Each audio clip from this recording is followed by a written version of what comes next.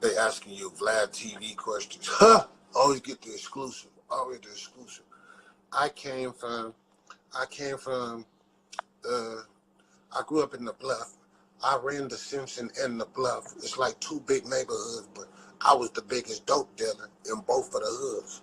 I had the most dope, and I had it for the lowest for the lowest price.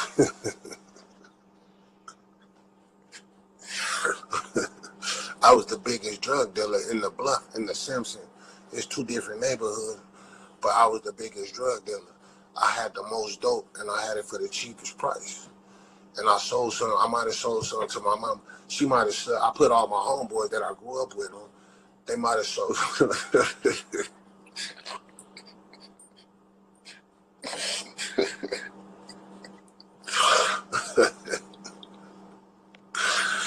Jesus, brother, Jesus. So tell us a little about this. Tell us a little bit about yourself. Yeah, I was the biggest drug dealer in my hood. It was two different neighborhoods. I never went to jail for it, but yeah, I made plenty of millions. I made a lot of millions off of drugs. You know, I bought me an apartment building, and I bought a couple of Lamborghinis.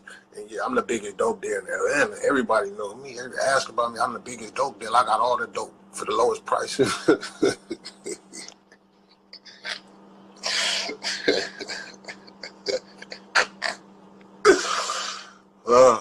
Jesus, brother, Jesus.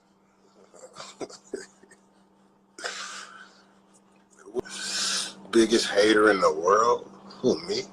How I'm a hater in the world? What the fuck? I'm a hater, blood, because I watched the interview. I'm a hater, blood, by reciting the interview that a nigga put. What the fuck? Oh my God, Jesus. Biggest hater in the world? By reciting the interview that I watched on VladTV. By reciting the interview, I'm the biggest hater in the world. Okay. By stating the observation, I'm the biggest hater in the world.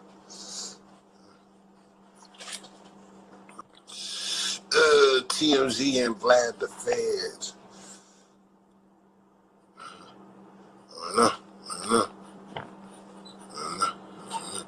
But I don't know, like, how is a nigga the Feds? Like, this is what I don't understand, bro. Like, how are they the Feds?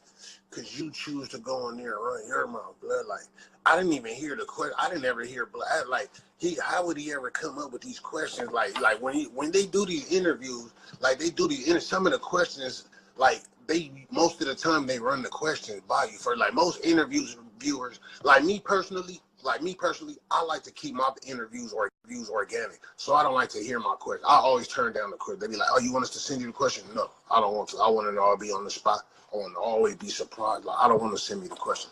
But a lot of these niggas, like, you know, them kind of rappers, they get the question first so they know what they finna talk about when they go on there, bro. So I'm saying, bro, like, how is they the Feds? Because you choose to go on there and incriminate yourself. Like, that's, I mean, I don't know. I'm just saying, bro. And it's an interview. You know you're doing an interview on a large platform. That's like if a nigga going on the Breakfast Club. That's like you going on the Breakfast Club. You know you finna go on the Breakfast Club. This is a huge platform. And you go on the Breakfast Club and spill your fucking guts about you being the biggest murderer in your hood. You got bodies everywhere. You the biggest murderer everywhere. Then after the interview, the fucking interview airs, you get booked all of a sudden. They book you, and now you're screaming about, oh, the Breakfast Club is the Feds. The Breakfast Club is the Feds. What the fuck? Oh, shit, blood. ATL Grisham Road on deck. What's the deal, Grisham Road? What's the deal, Grisham Road? ATL. I was the biggest drug dealer in the Bluff. Well, actually, it was the Bluff and the Simpsons. It was two different areas, but I was the biggest drug dealer. I had the most drugs. I had the best quality drugs, and I had them for the lowest prices, and I had all my boys working for me. We started together. We started a drug empire. A drug empire. A drug empire.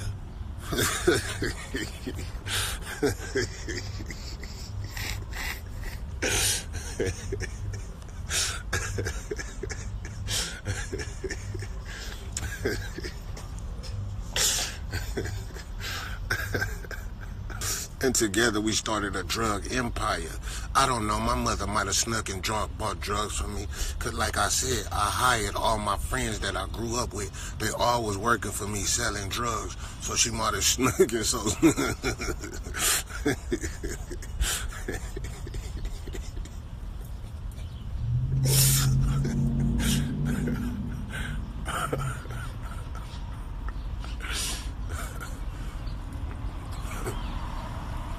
I lost $1 million today. Today I lost what many men dream about for their lives. I lost $1 million today. Oh yeah? Oh yeah? Boy, crazy as a motherfucker. I was the biggest drug dealer. I had all the best drugs, and I had them for the best price, for the lowest prices. I had the best quality, and I sold them for the lowest prices. And I had all my friends I grew up with working for me, selling drugs. We built a drug empire, an empire of drugs with the drugs.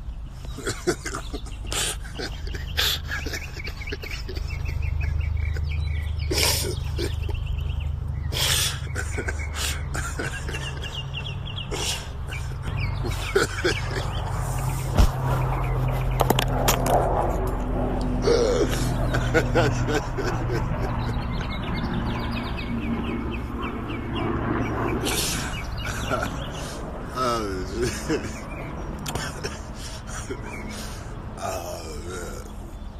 Sitting there looking like the last king of Alaska, blood. Sitting there giving a fucking drug document, a current drug document, looking like the last king of Alaska.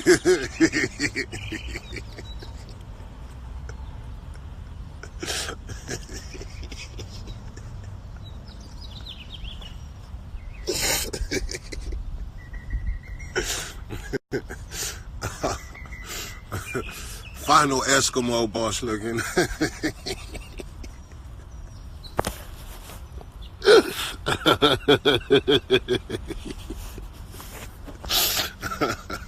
Final Eskimo boss looking at. What's up with it, G? What's the deal? What's the deal for it? Just stay in observation. Just stay in observation, brother. Just stay in observation.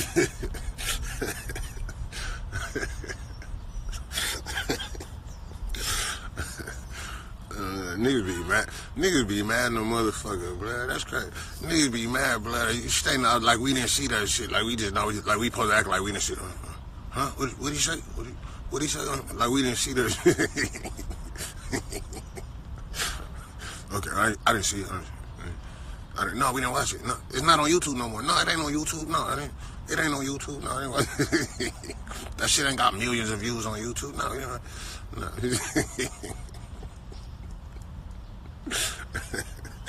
Niggas is crazy. Can't even laugh. He was so unaware, shaking my head. My piece. That nigga was aware. How the fuck you unaware, blood? You was aware. That nigga didn't give a fuck, blood. What's the point of being king if nobody knows it, blood? He was aware. That nigga was well aware. That nigga didn't give a fuck, blood.